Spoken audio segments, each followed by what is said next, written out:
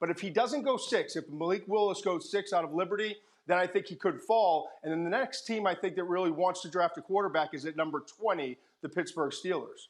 Everyone loves him going to Pittsburgh because he's already there and the whole thing. I think it kind of fits. Next I think they want Malik Willis more, though. Yeah, I think the high upside is Malik Willis here, right? Oregon edge rusher, that would be Kayvon Thibodeaux. Stock rising, falling, or staying steady, Todd? I would say steady with Thibodeaux because, at first it was, is it going to be Thibodeaux or Hutchinson going at number 1? Aiden Hutchinson coming out of Michigan, still presumed to be the number 1 overall pick. Then it was, there were so many concerns about the inconsistency. Does he love football or what it brings to him? So on and so forth. And I started hearing people saying he might not go in the top 10. But I think it's steadied out now. He could be the number 2 overall pick to Detroit. He could go 3 to Houston, could go to the Jets or Giants. They pick at 4, 5, 7, and 10. And then I think probably the parachute pick in reality would be Seattle at number 9. So somewhere between 2 and 9 for Thibodeaux. Tell us about Alabama receiver Jameson Williams. He's coming off major knee injury. Todd, is his stock rising, falling, or is it staying steady? It's rising for 2 reasons. 1, he's ahead of schedule off of the ACL tear surgery. And 2, I think teams as it gets closer are going back to the tape and saying, boy, we could get the best receiver in this class, the closest thing there is in this class to a Tyreek Hill. And we could get him maybe around pick 10 instead of maybe having to use a top 5 pick on him. And yes, we're going to have to give up a portion of his rookie year, but what we're going to get for the final 4.5, maybe 4.5 plus years, it could be the best wide receiver talent in this group. So I look at the Jets at 10 as a possibility, Washington Commanders at 11 as a possibility, and then 15 and 16, the Eagles and Saints. I think that's the parachute. Those are the parachute picks for him. He's not going to get past 16 with the New Orleans Saints. Your top defensive back in this draft is Kyle Hamilton. Stock rising, falling, or staying steady? I'd have to say falling simply because there was talks at some point in time, not too long ago, that Kyle Hamilton, who's a phenomenal player, could be the number 2 pick for the Detroit Lions. I think the Lions want to go edge rusher. I think the Texans want to go edge rusher or offensive tackle. I think it's a lot of the same, throwing a cornerback and wide receiver for the rest of the picks in the top 10. So then you get down to Washington at 11. I think that's the most likely landing spot for Hamilton. And if that's the case, Commanders fans have to be thrilled. Forget the 4.59 that he ran in his 40-yard dash, which, by the way, is about average or slightly above average for the last 5 years of the Combine.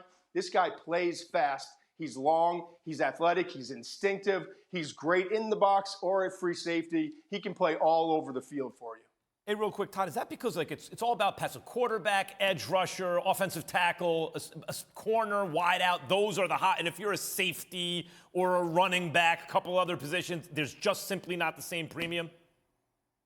Yeah, the value's gone up for safety because you have to have guys that can cover and can play kind of that dime linebacker spot and cover bigger tight ends. It certainly has gone up, but it's still not. I mean, it's quarterback, wide receiver, edge rusher, corner are the top 4, and then throw in offensive tackle and make it the top 5. Those are clearly the premium positions. Yeah, a cover safety, which is what they're billing Kyle Hamilton as, right? What about Georgia's Nakobe Dean? Stock rising, falling, or staying steady?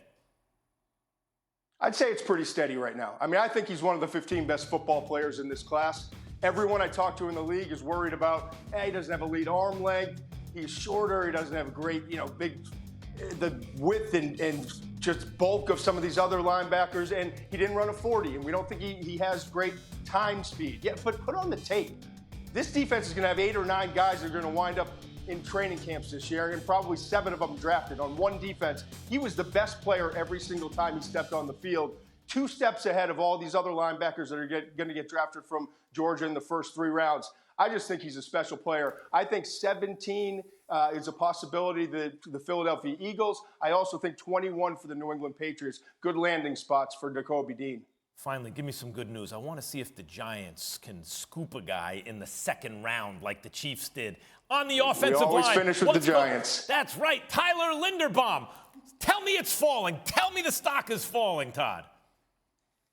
His stock is falling. Shorter arms. He's not the biggest guy. Doesn't have position versatility. I still love his tape. He's a phenomenal player. He plays with toughness, technically sound, comes from the Iowa program. His range is exceptional. He's like a tight end playing center with center's size and strength. I think he's a great player. We thought at one point, though, Baltimore was a possibility at 14. I think he's going to drop late first, maybe 31 to Cincinnati, maybe 33 to Jacksonville, and if things go really well for you, early second round to the Giants. That's right, teams. Keep that in mind. Short arms, like a T-Rex. You don't want this guy. You don't want this guy unless you're the Giants. Thank you, Todd McShay. Oh, I like me some Linderbaum. You got it, Max. Thanks, Todd. Thanks for watching ESPN on YouTube. For live streaming sports and premium content, subscribe to ESPN+.